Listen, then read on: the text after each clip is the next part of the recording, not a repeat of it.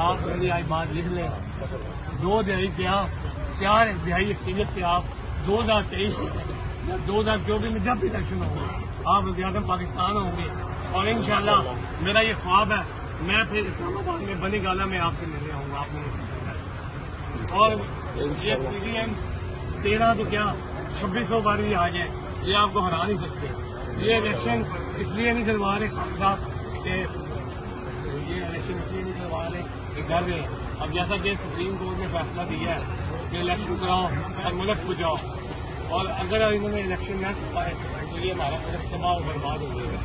اور واحد آپ تو آئے ہیں خان صاحب ہمارے لیے، میرا ایک چھوٹا بھائی ڈسلیبل ہے وہ مجھ سے زیادہ جالا آپ کا آیا نہیں ہے ادھر، اب میں اتنی مشکل سے آیا ہوں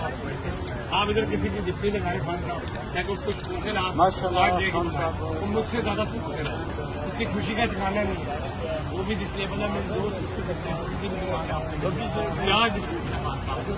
دو صحیح ہے۔ آپ ایسا میں 3 مہینے جدوجہد کی آج ملوں گا بچپن میں خان صاحب ٹھیک تھے،